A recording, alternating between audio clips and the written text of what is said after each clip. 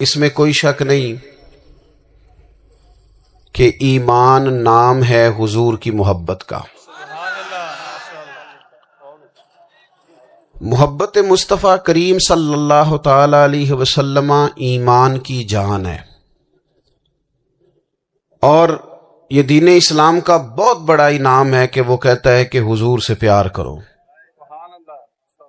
اس لیے کہ جب نبی پاک سے محبت ہو جاتی ہے تو زندگی ویسے ہی آسان ہو جاتی ہے.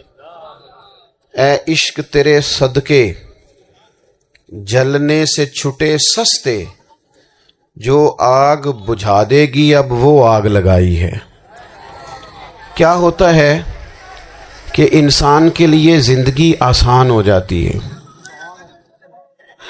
میں نے عرض کیا تھا کہ پتہ ہی نہیں چلتا کمانڈر ان چیف کون ہے. اللہ آپ کو سلامت. ٹھیک ہو گیا جی، اب آنے دیں دوستوں کو. بیٹھ جائیں جی، آپ لوگ آگے نہ ہو پیارے بیٹے، بیٹھ جاؤ جہاں جگہ. نہیں آپ اس طرح بھاگے دوڑے تو نانا، محفل میں آئیں، اس کا ادب کا خیال کریں. آپ تشریف رکھیں، بس بیٹھ جائیں جہاں جگہ مل رہی ہے. جو دوڑ کے آ رہے ہیں یہ اطمینان سے آئیں گے تو باوقار لگیں گے. اللہ آپ کو سلامت رکھے، برکت دے. ماشاء اللہ، اللہ تعالیٰ آپ کو برکات دے. اوہو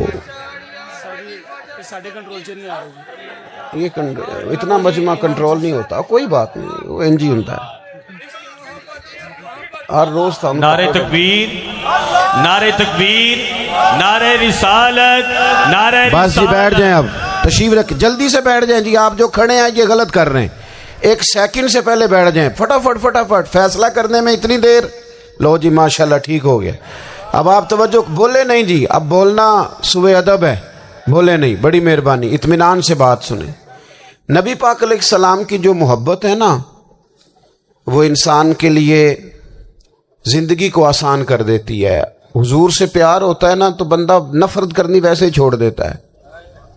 حضور سے پیار کرتا ہے، ہرس ہوس لالچ ویسے ہی نکل جاتا ہے.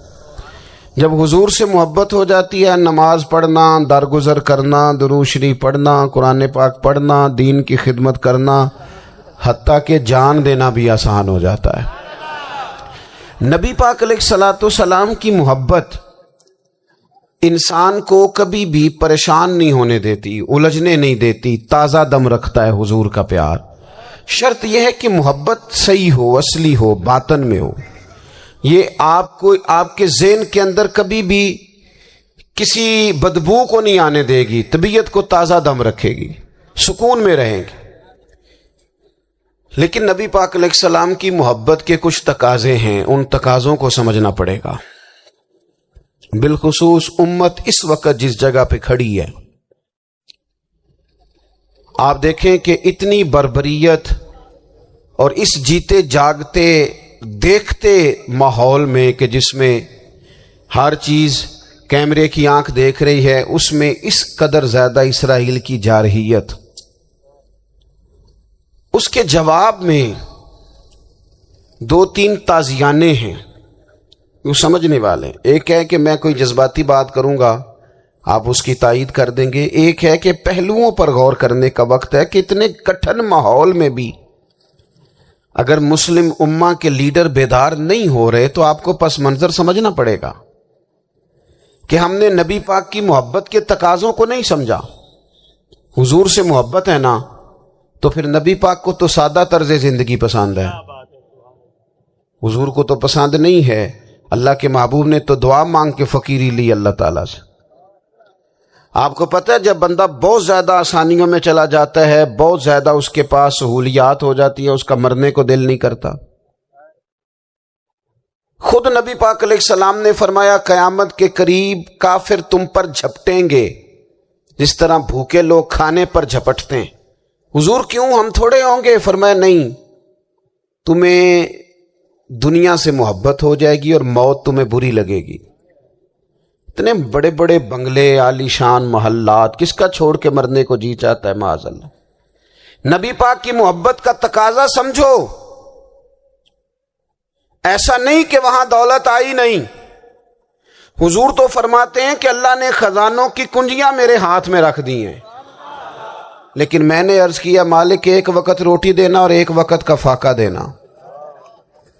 کنجیاں خزانوں کی اللہ نے دی.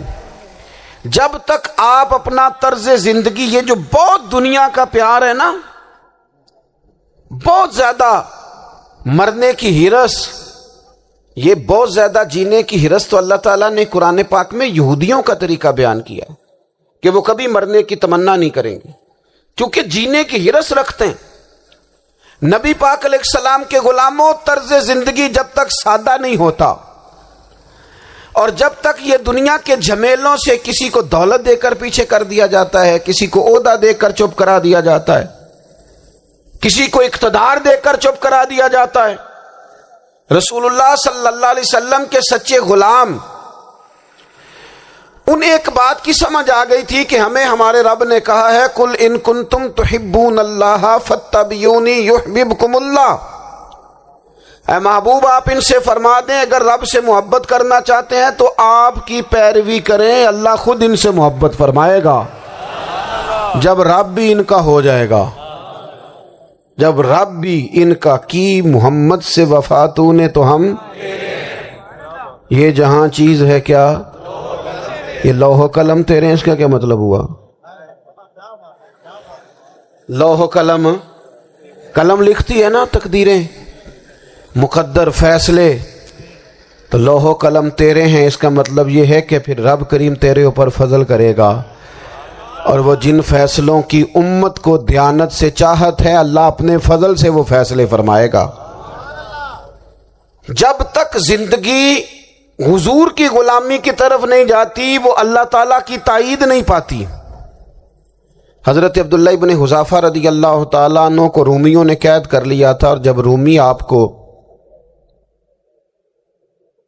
قید کر رہے تھے، پکڑ رہے تھے، جنگ میں کچھ موڑ ایسا آ گیا کہ بظاہر مسلمانوں کے قدم پیچھے ہٹ رہے تھے، تو 1000 آدمی نے، 100 آدمی نے مل کے آپ کے گرد گھیرا ڈالا اور بڑی مشکل سے آپ کو گرفتار کیا.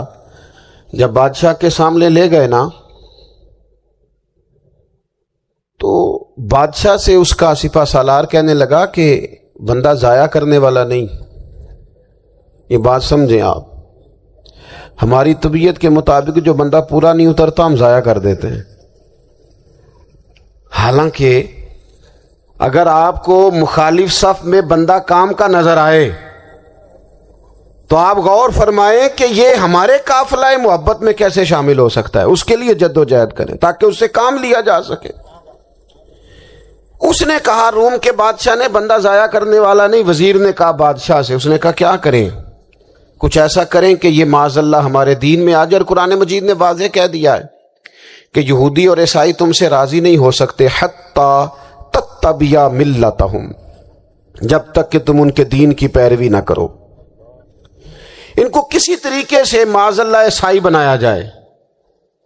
تو بادشاہ کہنے لگا 2-3 چیزیں ہیں جس سے کوئی بندہ بھی خریدا جا سکتا ہے، کر لیتے ہیں بات. اس نے سب سے پہلے حضرت عبداللہ ابن حذافہ سے کہا کہ جتنے پیسے آپ کہیں گے آپ کو ملیں گے، آپ اس دین میں آ جائیں معاذ اللہ. تو حضرت عبداللہ ابن حذافہ نا، کچھ لوگ بڑے سیانے ہوتے ہیں، بردبار ہوتے ہیں، بعض باتوں پر غصہ نہیں کرتے، ہنستے ہیں. حضرت عبداللہ ابن حذافہ ہنس پڑے، فرمانے لگے تجھے کس نے بادشاہ بنایا؟ تو بڑا بیوقوف آدمی ہے. اس نے کہا کیا مطلب؟ فرمانے لگے نادان، میں تو تلوار لے کے میدان میں آیا ہوں، مجھے دولت کمانی ہوتی میں تجارت کرتا، میں تجارت نہیں کر رہا، میں تو شہادت کے لیے نکلا ہوا ہوں، اور تو مجھے کہہ رہا ہے پیسے لے لے، کو عقل کی بات کر. اس نے دوسری بات کی، اس نے کہا کہ میں بادشاہ ہوں، میرے نیچے جتنے بھی عہدے ہیں، وزیر، مشیر، وزیر خزانہ، جو آپ عہدہ کہیں گے آپ کو دے دیا جائے گا، آپ اس طرف آ جائیں. تو حضرت عبداللہ ابن حذافہ کہنے لگے پھر کہتا ہوں تو بڑا نادان ہے. فرمانے لگے میں حضور کا صحابی ہوں، اور صحابی ہونے سے بڑا عہدہ دنیا میں ہے ہی کوئی نہیں. صحابہ وہ صحابہ جن کی ہر صبح عید ہوتی تھی، خدا کا قرب حاصل تھا، نبی کی دید ہوتی تھی. کہا تو مجھے لالچ دے رہا ہے. اب انہوں نے ایک نئی چال چلی. وزیر کہنے لگا کہ میں ایک اور طرح سے معاذ اللہ کوشش کرتا ہوں پگھلا دینے کی، آپ اندر کمرے میں قید تھے تو وہاں ایک خاتون کو بنا سنوار کر بھیج دیا گیا. دوستو یاد رکھنا، تگڑا اور مضبوط جوان پتہ کون ہوتا ہے؟ جس کی نظریں پوری طرح اس کے کنٹرول میں ہوں. یہ علامت جوانی ہے. جس آدمی کا پوری طرح، دو لوگ دنیا میں کبھی کوئی کارنامہ سر انجام نہیں دے سکتے، ایک جو حرام کھاتا ہو، ایک جس کی نظر ناپاک ہو. محمد بن قاسم جب یہاں آئے تھے نا تو ایک دن بڑے پریشان تھے، تو ایک بزرگ کہنے لگے آپ کیوں پریشان ہیں؟ کہنے لگے راجہ دہر سے مقابلہ ہے اور ہماری فوج تو سندھ کے رستے بھی نہیں جانتی، زبان بھی نہیں جانتی، لڑیں گے کیسے؟ 2-4 دن کے بعد ان بزرگوں کی دوبارہ محمد بن قاسم سے ملاقات ہوئی تو بڑے خوش تھے. کہا اب آپ کیوں خوش ہیں؟ کہنے لگے وہ میرا مقابلہ نہیں کر سکتا، میں نے تحقیق کر لی ہے. کہا کیوں؟ کہنے لگے نظر کا گندہ ہے، اور جو نظر کے گندے ہوتے ہیں وہ میدانوں میں ٹھہرا نہیں کرتے. میدان کے لیے نکلنے کے لیے پاک جوانی کی ضرورت ہوتی، تطہیر مزاج ہونا ضروری ہوتا ہے، پاکیزہ افکار اور سچی اور سچی ستھری سوچوں کا ہونا ضروری ہوتا ہے. اس لیے فرمایا کہ میرا مقابلہ نہیں کر سکتا. حضرت عبداللہ ابن حذافہ کمرے میں تھے تو وزیر کی بیٹی اندر سجی سنوری پہنچ گئی. جیسے ہی آپ نے اس کفر کی چال کو دیکھا تو تیمم کر کے نفل شروع کیے. وہ ساری رات بیٹھی رہی، رب کا بندہ ساری رات عبادت کرتا رہا. عبادت بڑا سہارا ہے، مصلی بڑا سہارا ہے اللہ کے بندوں. صبح دروازہ کھولا، وزیر نے اپنی بچی سے پوچھنا چاہتا تھا رزلٹ کیا نکلا، تو وہ کہنے لگی پیچھے ہٹ جا، اب تیرا میرا تعلق کوئی نہیں، میں نے نبی پاک کا کلمہ پڑھ لیا.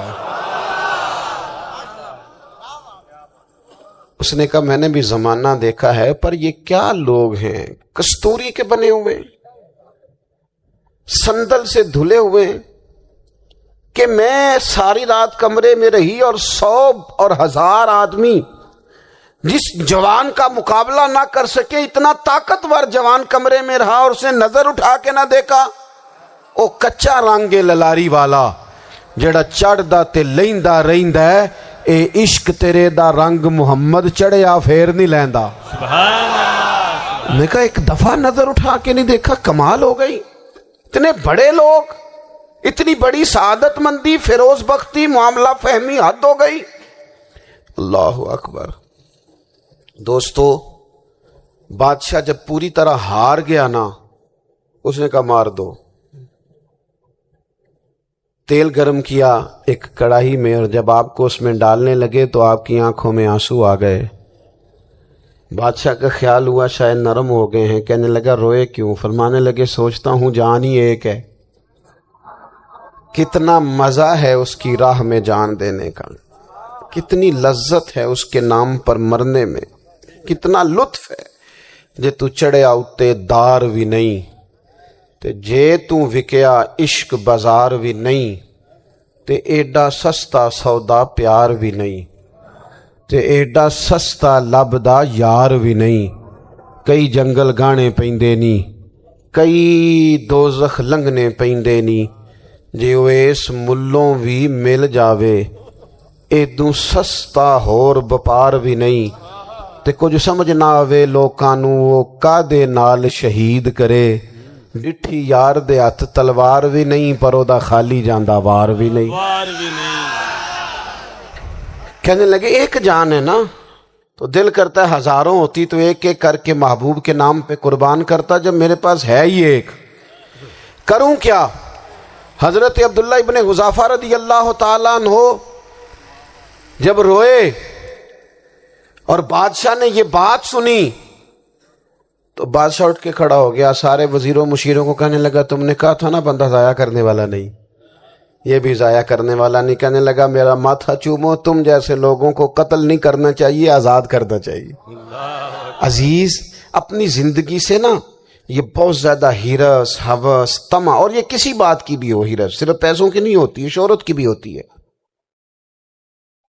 یہ بیماری انسان کو اقتدار کی بھی ہوتی ہے، تعریف کی بھی بیماری ہوتی ہے. یہ سارے نقص ہوتے ہیں لوگوں کو، اور معاذ اللہ بعض جبوں کبوں کے اندر بھی ہوتے ہیں، وہاں بھی پنپتے ہیں. اپنی زندگی جب تک اس سادگی میں نہیں لاؤ گے جو رسول پاک نے عطا فرمائی ہے. جب لوگ آسانیوں میں پوری طرح الجھ گئے تو پھر وہ دور ہوئے اور کفر چڑھ گیا. دوسری بات، اللہ کے محبوب صلی اللہ تعالی علیہ وسلم کی محبت ہم سے تقاضا کرتی ہے کہ ہم اس مشن کے لیے کام کریں جس مشن کے لیے رسول پاک نے کام فرمایا ہے. ہم سارے کام بڑی مضبوطی سے، سوچ سمجھ کے، تدبر سے، حکمت سے، تقاضوں کو مد نظر رکھتے ہوئے کرتے ہیں. سارے کام. دین کے کام میں ہمارا مزاج نہیں ہوتا. او ہو جائے گا جی، آپ بسم اللہ پڑھیں جی، شروع کریں جی. آپ تقاضوں کو سمجھیں، چیزوں کو دبائیں نہیں، چیزوں پر غور کریں. کسی کے ذہن کی سطح پر سوال ابھرتا ہے، اس کا تسلی بخش جواب دیں. اپنی زندگی میں دین کے کام کے لیے اپنے آپ کو وقف کریں. اور دین کے کام کے بہت سارے پہلو ہیں. ہزاروں لوگوں کو قرآن پاک ٹھیک پڑھنا نہیں آتا. ہزارہا لوگ ہیں جو قرآن مجید کے مطالب سے آگاہ نہیں ہیں. دین کی بنیادی ضروریات سے لوگ نابلد ہیں. میں آپ کو کس طرح یہ بات سمجھاؤں کہ ہزاروں کی تعداد میں طلاقیں اس لیے ہوتی ہیں کہ مردوں کو طلاق کے مسئلے نہیں آتے. انہیں پتہ نہیں ہے کہ مجھے حقوق زوجین کے معاملے میں کیسے چلنا ہے. ڈھیر سارے گھروں میں تباہی اس لیے ہے کہ تربیت اولاد کا دینی منہج ہمیں نہیں پتا. اپنا حصہ ملائیں دین کے کام میں. ایک آدمی کو اگر تو نمازی کرنے میں کامیاب ہو گیا، تیری زندگی بدل گئی. وہ دین بیزار لوگ جو ہمارے بیچ بیٹھ کے ہماری نوجوان نسل کو پگڑی اور داڑھی کا نام لے کے بنیادی طور پر دین سے دور کرتے ہیں، ایسے نوجوانوں کو دین کا پیغام محبت دے کر دین کے قریب کرنا ہماری ڈیوٹیوں کا حصہ ہے. ہمیں ذمہ داری کا احساس کرنا پڑے گا. ہمیں یہ خاص قدم اٹھانا پڑے گا، توجہ دینی پڑے گی. مساجد، مدارس، میں آپ سے عرض کروں، اتنی ڈٹ کے مخالفت ہوتی ہے نا مدرسوں کی، اتنی ڈٹ کے. میں ادارہ چلاتا ہوں، اس کے چلانے میں جو مشکلات ہیں وہ تو ہم بتا نہیں سکتے آپ کو، اس لیے کہ میری قوم، میرا اس قوم سے تعلق ہے جو نعت خواں امیر کرنا چاہتی ہے، مدرسے نہیں. ہاں، نقیب خطیب پیدا کرنا چاہتی ہے، شعر و شاعری کی زندگی کو پروان چڑھانا چاہتی ہے. فقط ہمارا ان لوگوں سے تعلق ہے جو لاکھوں کروڑوں روپیہ محافل پہ لگائیں گے. اور قاری صاحب بیچارے اگر مسجد کا کوئی ہونے والا کام کسی وقت بتا دیں گے تو وہ بڑی مشکل آ جائے گی ان کے لیے. یہ کیسے ہو سکتا ہے، آپ نے یہ ڈیوٹی بتا دی. مدارس، اور جتنا اہم رول دین کو پھیلانے میں مدارس اسلامیہ کا ہے، اتنی زبردست. لوگوں کا خیال ہوتا ہے میری طرح کے لوگ شاید کام کرتے ہیں، ڈیوٹی کرتے ہیں. یہ 10-15 لوگ آپ کو نظر آتے ہیں جو آپ کو کہیں میڈیا پر یا ادھر ادھر ڈیوٹی کرتے. مخلص لوگ اپنی جگہ پہ وہ بھی بڑا ہی کام کر رہے ہیں، جو میڈیا پہ آ کے بھی اخلاص سے اور درد دل سے کو دین کی، ان کی بھی کسی بات کی حوصلہ شکنی نہیں. لیکن ہزارہا اساتذہ جو مدارس میں بیٹھ کے پڑھاتے ہیں، جنہوں نے وہ سارے لوگ تیار، آپ سمجھ نہیں سکتے کتنا بڑا کام. حفظ کا استاد جو ہوتا ہے نا، اس کی ڈیوٹی 24 گھنٹے ہوتی ہے، فجر سے پہلے. اور اس نے بچوں کو اٹھانا ہے. تنخواہ تو ہم انہیں دینا نہیں نہ چاہتے جی، تنخواہ نہیں دئی دی انہوں نے. ہمیں مولوی امیر نہ ہو جان. مولوی نو تے سوٹ بھی 27ویں والی رات دے ہے تاکہ کدھر سوان کے عید والے دن پا نہ لوے، چونکہ 27ویں تو بعد تے درزی پھڑتا ہی کوئی نہیں. کیوں حضرت؟ ایسا ہی ہے نا، اس وقت تو نہیں نہ لیتا. تو ہم چاہتے ہیں مولوی ہماری مرضی کے ہماری طرح کا سوٹ نہ پہن لے. مدارس کی مضبوطی آپ یہ دیکھ لیں، یہ صلاح الدین ایوبی کا تعلق بھلا کس چیز سے تھا؟ غوث اعظم کے مدرسے سے. حضور غوث اعظم کے مریدوں کی جماعت اس کے ساتھ شامل تھی. کون لوگ تھے جنہوں نے مدارس سے فیض پایا؟ رازی اور غزالی، حضور غوث اعظم، خواجہ اجمیر، یہ سب لوگ مدارس کے لوگ ہیں. کمزوریاں ہیں، غلطیاں ہیں، بہت ساری چیزوں کی اصلاح کی ضرورت ہے، لیکن یہ دین کا بہت بڑا قلعہ ہوتا ہے مدرسہ. لیکن اس کی مخالفت کی جاتی ہے. مجھے بتائیے، اگر مدرسوں میں کمزوریاں ہیں تو کالجوں یونیورسٹیوں میں نہیں ہیں؟ ہم نے کبھی مخالفت کی ہے بند کر دو سارے؟ لیکن لوگوں کا جب خیال آتا ہے، جب ہمارے ایک سابقہ وزیر صاحب تھے سریرا، کسی دعوت میں میری ان سے ملاقات ہو گئی تو انہوں نے کہا مدرسوں کا کردار کیا ہے؟ آج کے ماحول میں نے انہیں کہا کہ مختلف کورسز آپ کراتے ہیں نا، تو اس کے لیے پھر مختلف ویکینسیز ہوتی ہیں. جہاں بچوں کو مدرسے کا کورس کرایا جاتا ہے تو استاد بننا ہوتا ہے، اس نے خطیب بننا ہوتا ہے، مسجد کی ڈیوٹی کرنی ہوتی ہے. میں نے کہا آپ بالکل کوئی حکومت سرپرستی نہیں کرتی، لیکن اللہ کا فضل ہے. کبھی آپ نے کوئی مسجد سنی ہے جس میں جمعے والے دن مولوی نہ ملا ہو جمعہ پڑھانے کے لیے؟ کبھی آپ کو رمضان میں ایسی مسجد ملی ہے جس میں قرآن مجید سنانے کے لیے حافظ نہ ملا ہو؟ یہ ہو سکتا ہے کسی حافظ کو مسجد نہ ملے. تو مدارس کے ذمے جو کام تھا مدارس نے جم کے کیا ہے اور ڈٹ کے کیا اللہ کے فضل سے. اور مدارس کے لوگوں کو بھی کمزور نہیں پڑنا چاہیے، کبھی کسی وزیر مشیر مالدار کے روب میں نہیں آنا چاہیے، قطعاً نہیں. کیوں؟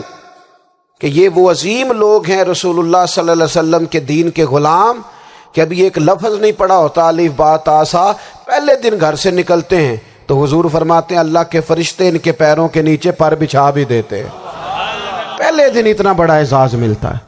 تو حضور کی محبت کا تقاضا ہے دین کا کوئی کام کیا جائے. ایک خاتون مسجد نبوی شریف میں جھاڑو دیتی تھی پر کوئی کام تو کرتی تھی نا.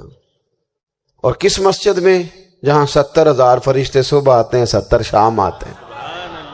اس مسجد میں وہ خاتون جھاڑو دیتی تھی. بخاری ہے، جب ان کا انتقال ہو گیا صحابہ نے سوچا کہ حضور کو تکلیف ہوگی، بغیر بتائے جنازہ پڑھ دیا. حضور صبح تشریف لائے، تازی قبر دیکھی، اور محبوب وہ ہیں جو فرش پہ کھڑے ہو کے عرش کی خبریں دیتے ہیں. نبی پاک علیہ الصلوۃ والسلام نے فرمایا کہ مجھے اطلاع کیوں نہیں دی اس کے انتقال کی؟ یہ کرم دیکھو، کوئی ڈیوٹی تو کرتی تھی نا یار، پر خلوص سے، پر پیار سے، پر اللہ کو راضی کرنے کے لیے، پر درد دل سے. اور دین کی ڈیوٹیاں کرنے والے دوستو سنو، حضور صبح آئے، قبر کو دیکھ کر فرمایا مجھے کیوں نہیں بتایا؟ یا رسول اللہ آپ کو تکلیف دینا مناسب نہ جانا؟ تو قبر پہ کھڑے ہو کے حضور نے فرمایا صف بناؤ میں دوبارہ جنازہ پڑھاؤں گا. صف بناؤ میں دوبارہ جنازہ پڑھاؤں گا. کوئی ڈیوٹی تو. تیسرا تقاضا حضور کی محبت کا، سمجھو میں بس بڑی جلدی بات سمیٹنے لگا ہوں. حضور کی امت سے پیار کرو، یہ نبی پاک کی محبت کا تقاضا ہے. حضور اس بندے سے بڑے راضی ہوتے ہیں جو حضور کی امت سے پیار کرتا ہے. آپ کو پتہ ہے حضرت جبریل امین علیہ السلام نے معراج کی رات حضور علیہ الصلوۃ والسلام سے عرض کی تھی کہ اللہ کی بارگاہ میں عرض کیجئے گا میری بھی ڈیوٹی لگ جائے آپ کی امت کے ساتھ محبت کرنے پر. تو یہ کیوں کہا تھا انہوں نے؟ علماء نے لکھا اس لیے کہا تھا کہ حضرت جبریل بھی جانتے ہیں کہ حضور کی امت سے محبت کی بات کی جائے نا تو نبی پاک راضی ہوتے ہیں. امت سے پیار کرو گے نا، امت سے. ایک صرف بات کا خیال رکھنا، عقیدہ برا ہو تو بات دوسری ہے، ورنہ میرے محبوب کی امت کا ایک ایک شخص جو مدینے والے کا کلمہ پڑھتا ہے، جو حضور کا غلام ہے، اس کے بارے میں اپنے دل میں گنجائش رکھنا، پیار رکھنا، وارفتگی رکھنا. اور دوستو یہاں لوگ کس کس طرح گروہوں کو، جماعتوں کو سپورٹ کرتے ہیں. نبی پاک نے اس امت کی کثرت پر فخر بیان کیا اور حضور فرمانے لگے 120 صفیں جنتیوں کی ہوں گی، قیامت میں 80 صفیں صرف میری امت کی ہوں گی. سبحان اللہ. میں کثرت امت پر فخر کروں گا. ان لوگوں سے پیار کرنا ہے، ان کے دکھ درد کو سمجھنا ہے. پتہ ہے آج کیا ہوتا ہے؟ آج ہمیں نا مختلف چھوٹے چھوٹے ملکوں میں بانٹ دیا گیا، تو ہم کسی دوسرے مسلمان بھائی کا درد نہیں محسوس کرتے. ہم گھروں میں نہیں محسوس کرتے. پڑوسی پر ظلم ہو رہا ہو تو ہم کہنے پتر ساڈا نہیں مسئلہ، یہ مسئلہ ہے، تینوں کی لگے. حالانکہ پڑوسی کی آگ اس لیے بھی کسی وقت بجھا دینی چاہیے کہ پڑوسی کی نہ بجھائی جائے تو اپنا گھر بھی زاد میں آ جاتا. آج امت مسلمہ سے ہمیں بس لگا دیا گیا اپنے حصے کی روٹی کماؤ، اپنے حصے کی کوٹھی بناؤ، اپنے حصے کی گاڑی خریدو، اپنے حصے کا کام کرو. امت کا درد، امت کی بات، وحدت امت کا تصور، امت کا دوبارہ سے وہ شان ارسل رسولہ بالہدی ودین الحق لیظہرہ علی الدین کلہ. وہ تصور کب ہوگا؟ اس وقت ہوگا جب ہم بات امت کی کریں گے۔ نبی پاک علیہ السلام نے فرمایا مسلمان کی مثال ایک جسم کی طرح ہے، جسم کے ایک حصے کو تکلیف ہو تو سارا آزمائش میں آ جاتا ہے۔ مجھے بتاؤ یہ انگلی درد کرتی ہو، یہ انگلی جسم کا حصہ ہے نا، تو میرا خیال ہے دماغ یہ کہہ دے گا کہ انگلی کی درد ہے نا مینوں کی لگے، دل کہہ دے گا کوئی نہیں ٹینشن لینے انگلی کا مسئلہ ہے نا۔ ایسا نہیں ہوتا، بلکہ جب انگلی میں درد ہوتی ہے تو دماغ منصوبہ بندی کرتا ہے کہ اس کا علاج کیسے ہو سکتا ہے، دل پریشان ہوتا ہے، پیر چل کے جاتے، ہاتھ وہ دوائی وصول کرتے، دانت اسے چبا کر، حلق اسے نگل کر، معدہ اسے ذخیرہ کر کے جسم میں پھیلاتا ہے، پھر جا کے انگلی شفا پذیر ہوتی ہے۔ ایک حصے کو درد ہو تو سارا حصہ کام پہ لگ جاتا ہے۔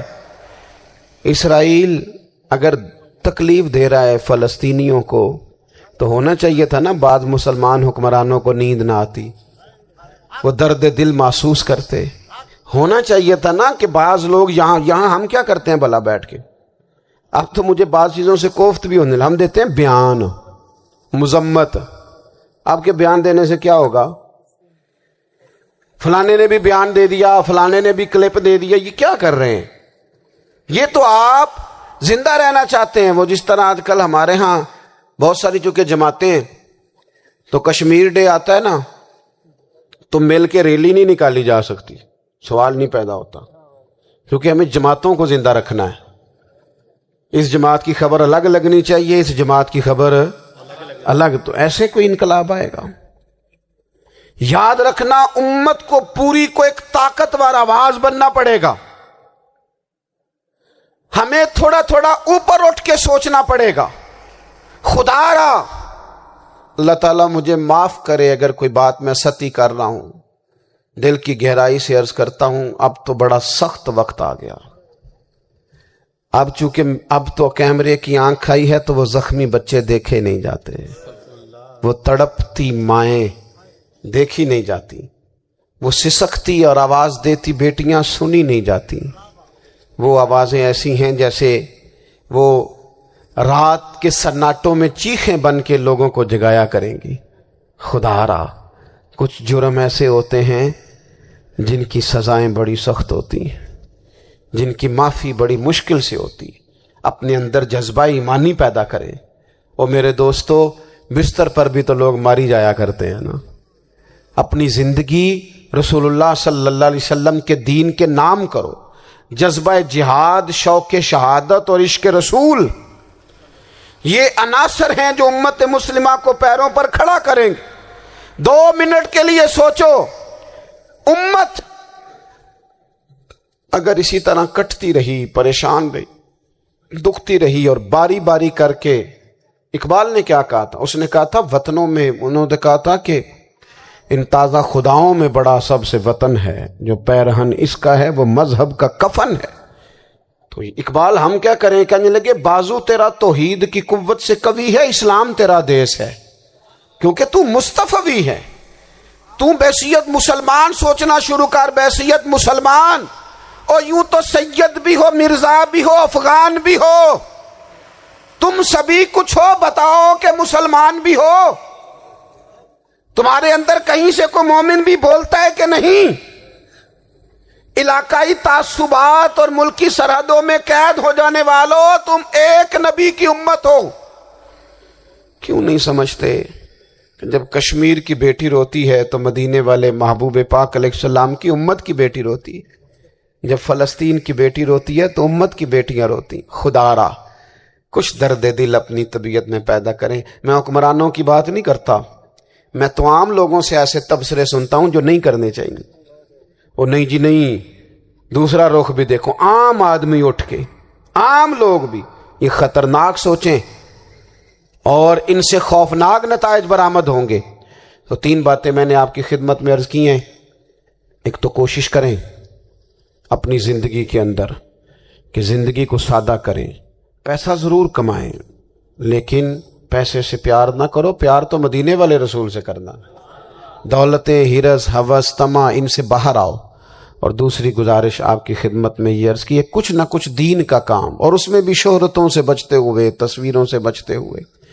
میں ہر محفل میں شاید کہتا ہوں میری فوٹو آ رہی ہے اور لائیو آ رہا ہے اور فلاں ہو رہا ہے، لیکن اس محفل کا خوبصورت انسان وہ ہے جو سب سے پیچھے بیٹھا ہے، وہ کسی فوٹو کے لیے نہیں آیا۔ اور میں ڈھیر سارے لوگ دیکھ رہا ہوں، یہ جو آگے بیٹھ جاتے ہیں بعض اوقات 5 7 10 لوگ، یہ بڑی تصویر سازی کرتے ہیں، لیکن جو پیچھے بیٹھے ہوتے